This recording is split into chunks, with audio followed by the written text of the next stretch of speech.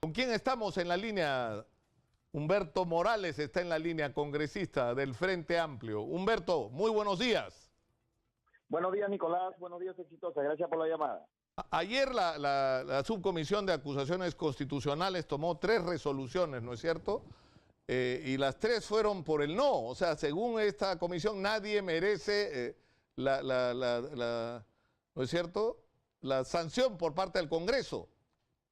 Bueno, sí, efectivamente es un día de vergüenza nacional, mientras el Ministerio Público está haciendo acusaciones de organización criminal y que habían estado negociando tanto, y este tema de organización criminal vincula no solo al sector privado con el Estado, sino a partidos y políticos. Y esta es la expresión del blindaje que se ha dado al señor Chávarri con un voto fujimorista aplastante, todos los fujimoristas, incluido Yalapa, y el otro caso, el señor Becerril, que a todas luces ha sido un blindaje.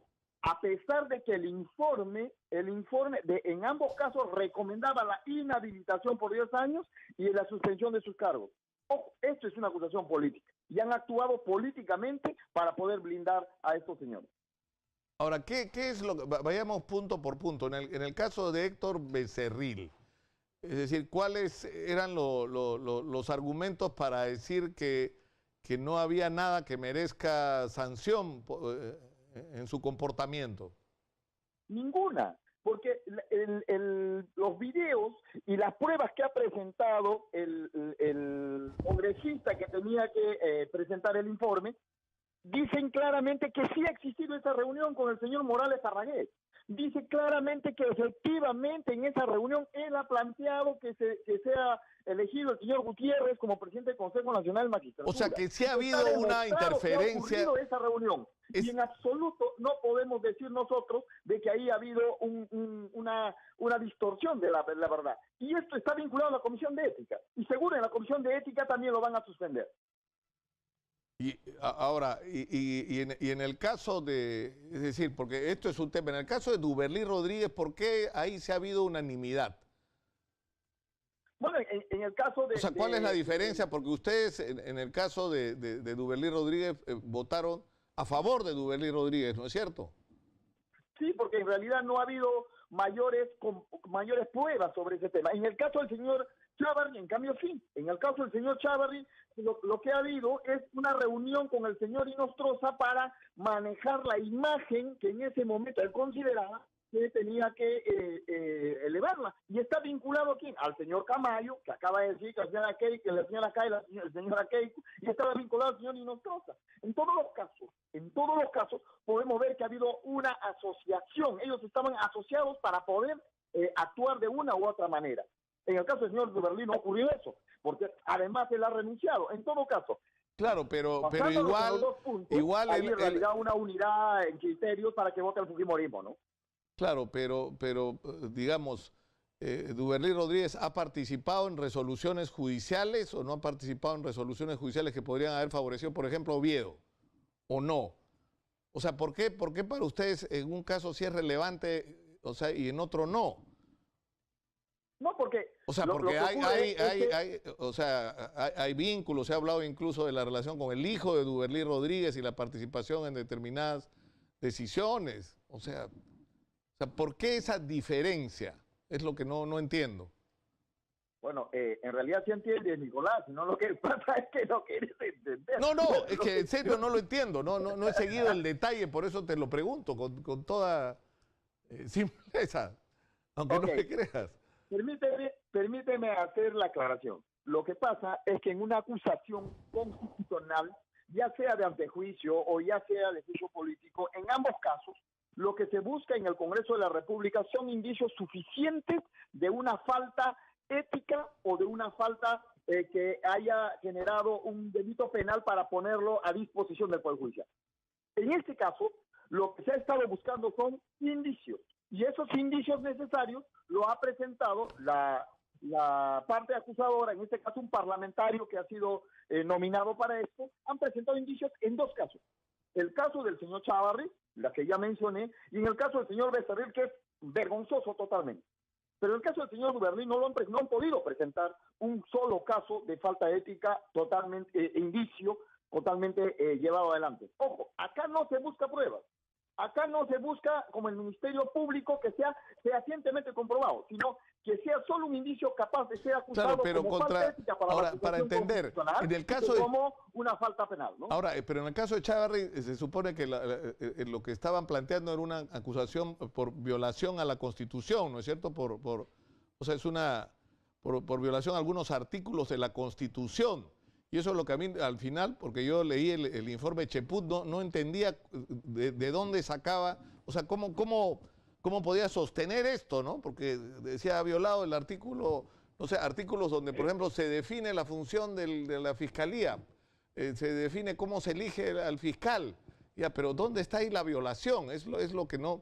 O sea, otra cosa es que tú digas que puede haber cometido delitos, etcétera, ¿no? Pero no entendí lo de la denuncia constitucional.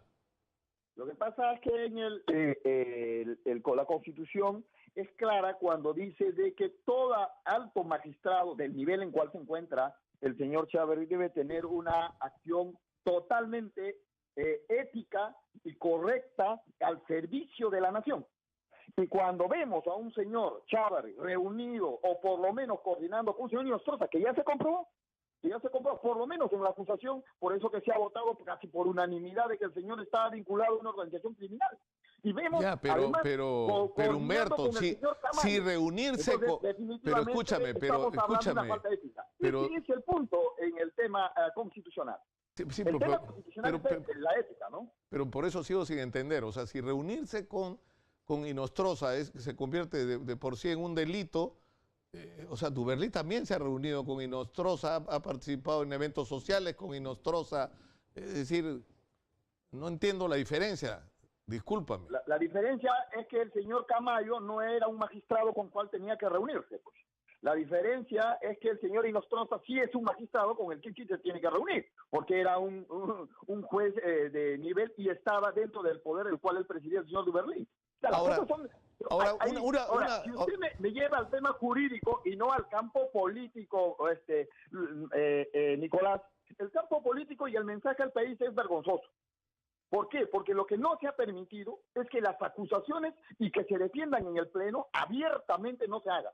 Y lo han hecho. O sea, esto ya no va al Pleno, ¿no es cierto? Que el aprismo y el fujimorismo están aliados definitivamente para protegerse, ¿no? O sea, esto no va al Pleno, está claro, ¿no es cierto? Ni siquiera va a la... Por supuesto, ¿no? Ya se ha archivado el caso. Ahora, una pregunta última, Humberto.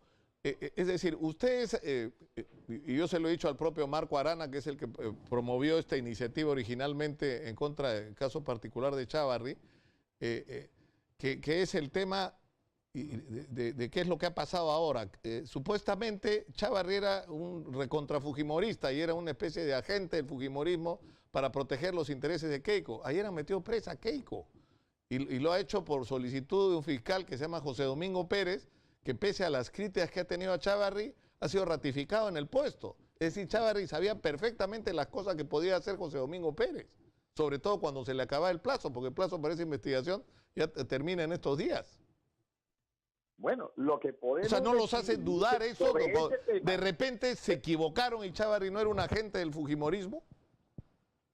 No, lo que podemos decir primero, ojo, el señor José Domingo Pérez ha solicitado que el señor Chávarri dé un paso al costado porque está perjudicando la imagen del Ministerio Público. Ojo, no te olvides de eso.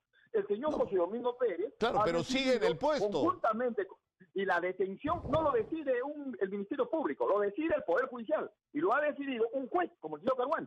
Ese es otro tema. Y cada fiscal asume su responsabilidad en el tema que está investigando. Es totalmente autónomo en su tema. Entonces, en el caso del señor Chávarri, es otra cosa. El señor Chávarri ahora, potenciado seguramente, va a entrar a cumplir funciones del Ministerio Público. No, va a cumplir funciones políticas, porque esta deuda va a tener que pagarla. Y creemos nosotros que lo han blindado vergonzosamente el fujimorismo y el aprismo. Ya, no pero ¿qué tendría que hacer entonces? Sacar a José Domingo Pérez. Eso es lo que te... Porque alguna consecuencia tiene que tener. O sea, tú no puedes decir, es un fujimorista, etcétera, y sin embargo mantiene en el puesto, pese a que lo critica a José Domingo Pérez, y José Domingo Pérez solicita, como era previsible, además, porque o sea, no se casa con nadie, y él hace lo que él, por lo menos hasta donde he seguido su comportamiento como fiscal, lo que él considera que es lo correcto, y va hasta el final y no hay nadie que lo detenga. Entonces, si tú ratificas a un fiscal de esas características, de alguna manera te estás haciendo responsable por las decisiones que tome también, ¿no? Bueno, está bien. Lo que queda claro es lo que hay que entender, y la población debe entender, que las decisiones de detención no lo hace el Ministerio Público, lo hace el Poder Judicial. Ya, pero el Poder Judicial no lo podría hacer, Humberto, si no se lo solicita el Ministerio Público, pues. Sí, pues, pero un fiscal no tiene la obligación de notificar al presidente del Ministerio Público, no, al fiscal de la Nación no tiene la obligación. El fiscal puede pedir de acuerdo a la investigación que tiene. Y creo que ha habido ahí una valentía del Domingo Pérez, pero mayor valentía del señor Carguancho. Eso es otra cosa. Ahora, ¿por qué no? Humberto, yo te propongo una reflexión para que medites así. ¿Ya? Que hoy día en la noche, cuando te eches en tu cama, pienses, y si nos agarraron de la nariz estos del Grupo El Comercio, José Graña, que lo que quieren es impunidad en el caso de Lavajato, y que se bloquee la investigación que viene de Brasil, y que no pase nada, y nos vendieron el cuento de que Chávez era fujimorista para que nosotros les hagamos la campaña política y no nos hemos dado cuenta. ¿Por qué no reflexionas sobre ese tema? Bueno, está muy bien, ¿no? Me interesa tu reflexión, y bastante subjetiva, y buena voluntad, Nicolás, pero el escenario ahora... Muchas gracias, Humberto. Nos hemos pasado 6 minutos de la hora, me quiere matar mi productora. Muchas gracias, Humberto Morales, congresista del Frente Amplio. Tenemos un mensaje de nuestro auspiciador ISIS. Cuando tienes un negocio, empiezan los ISIS. ¿Cómo? Y si mis clientes me quieren pagar con tarjeta, y si mis clientes tienen tarjetas de diferentes marcas, y si quiero un POS que me deposite rápido mi dinero, no te hagas bolas. Llegó el rojo de EasyPay, un POS que acepta, un POS que acepta todo tipo de tarjetas de crédito y débito en un solo equipo. Y si quieres uno, entra a www.compraya.easypay.pe. Repite la página. Estoy leyendo ya las instrucciones de cómo leer la mención. Estoy acelerado esta mañana. ¿Cómo se pronuncia? EasyPay, ¿no es cierto?